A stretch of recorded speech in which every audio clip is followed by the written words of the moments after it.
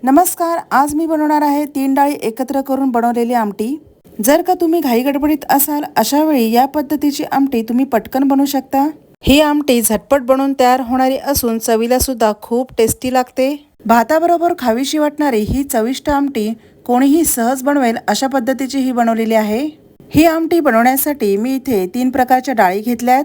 या तिन्ही डाळीमध्ये तूर डाळ अर्धी वाटी, मसूर डाळ अर्धी वाटी आणि मूग डाळ सुद्धा अर्धी वाटी घेतली आहे। आता या तिन्ही डाळी कुकरमध्ये घालून या अशा मिक्स करून यांना धुवून घेऊया। या डाळींना 3 ते 4 वेळा पाण्याने स्वच्छ धुवून घेणार आहे। या डाळी मी कुकरमध्ये शिजवून घेणार आहे। आता हे स्वच्छ धुवून यामध्ये मी 1 तांब्या पाणी घातलंय। पाव चमचा यामध्ये हळद घालून घ्यायची आहे। डाळ शिजवताना तुम्ही जसं नेहमी पाणी घालता त्यानुसार या डाळीमध्ये पाणी घालून घ्यायचे। आता कुकरचं झाकण लावून आपण या कुकरच्या शिट्ट्या करून घेऊया। तर मी इथे कुकरच्या 3 शिट्ट्या करून घेतल्या आहेत। या डाळीमध्ये अद्रक लसूणची पेस्ट न घालता अद्रक लसूण ठेचून घ्यायचे।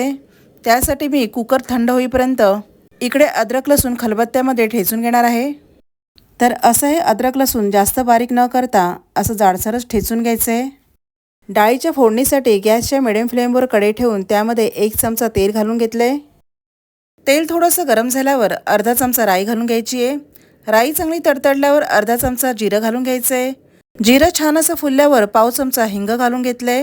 त्यानंतर 5-6 कढीपत्त्याची पाने घालून घ्यायची आहेत।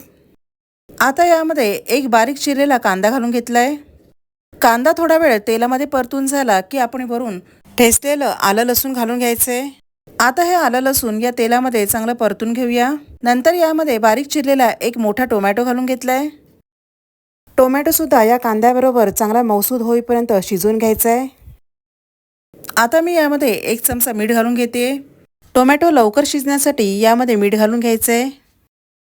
आता वरून 1 चमचा घरगुती मसाला घालून अर्धा चमचा काश्मीरी रेड चिली पावडर घालायची आहे। तुम्ही तुमच्याकडे असलेला कोणताही घरगुती मसाला यामध्ये घातला तरी सुद्धा चालेल। हे मसाले सुद्धा कांद्या आणि टोमॅटोमध्ये चांगले मिक्स करून घ्यायचे आहेत। कुकरमध्ये ज्या डाळी शिजवल्या होत्या त्या डाळी यामध्ये घालून घ्यायच्या आहेत। त्याच कुकरमध्ये थोडंसं पाणी घालून ते पाणीसुद्धा या डाळीमध्ये घालून घ्यायचे। तुम्हाला डाळ किती घट्ट पाहिजे किंवा किती पातळ पाहिजे यानुसार तुम्ही यामध्ये पाणी ॲड करायचे। आता हे सर्व चांगलं मिक्स करून घेऊया। मीठ या आमटीमध्ये थोडं कमी वाटत असल्याने मी पुन्हा यामध्ये थोडंसं मीठ घालून घेते। सगळ्यात शेवटी आता मी बारीक चिरलेली कोथिंबीर घालून घेतली आहे। कोथिंबीर घातल्याने ही डाळ अजून छान अशी चविष्ट होते।